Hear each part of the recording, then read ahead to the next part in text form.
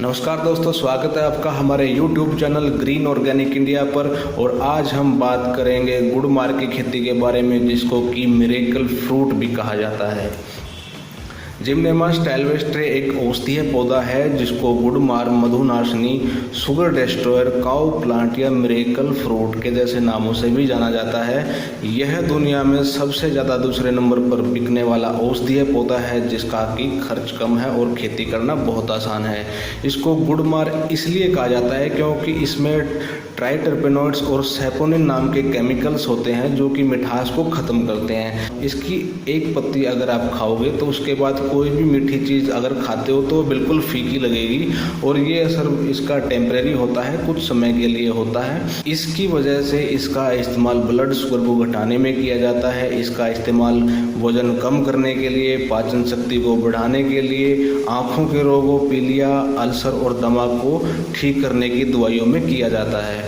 सांप के कांटे का इलाज करने के लिए भी इसकी जड़ का इस्तेमाल किया जाता है। आज हम आपको इसके बारे में इसलिए बता रहे हैं क्योंकि अभी तक यह औषधीय बेल जंगलों में काफ़ी मात्रा में मिलती थी, लेकिन अब इसके ज़्यादा उपयोग होने के कारण ये ख़त्म होती जा रही है, लेकिन डिमांड इसकी बढ़ रही है। अगर आप मार्केट से इसका पाउडर खरीदते हो तो वो 150 से 200 रुपये प्रति 100 ग्राम आपको मिलता है, और सूखे पत्ते खरीदते हो तो वो भी कम से कम 70 रुपये के लिए आपको मिलेंगे। 1 एकड़ में इसकी पैदावार 6000 किलो सूखे पत्ते की होती है। अगर हम 1 एकड़ में 5000 किलो जो सूखे पत्ते की पैदावार लगाएं और जो रेट लगाएं वो 30 रुपये का, तो भी 1 एकड़ में 1,50,000 रुपये आप ले सकते हो। जहाँ तक ख़रीदार की बात है तो आप इंडिया मार्ट की वेबसाइट पर आप इसको बेच सकते हो। वहाँ पर आपको और भी ट्रेडर मिलेंगे जो इसको लेते हैं। हर्बल कंपनियां हैं जैसे बैजनाथ है, पतंजलि है, डाबर आदि से आप संपर्क कर सकते हो। अगर आपको मार्केट का पता चल जाता है कि कहाँ आप इसको बेच सकते हो तो आप इसकी खेती आराम से कर सकते हो। ये लगाने के 2 साल बाद आपको फसल देना शुरू करती है, और 1 साल में 2 बार इसकी फसल ली जा सकती है। इसकी जो पत्तों की चुगाई है अक्टूबर और जून में 2 बार की जा सकती है। एक पौधे से 5 से 6 किलो तक सूखे पत्ते मिल जाते हैं, और 1 एकड़ में 4000 से 6000 किलो सूखे पत्ते की पैदावार हमें मिल सकती है। भारत में इसका पौधा किसी भी वातावरण में हो सकता है, सिर्फ बर्फीले स्थानों को छोड़कर, और लगभग हर तरह की ज़मीन में ये हो जाता है।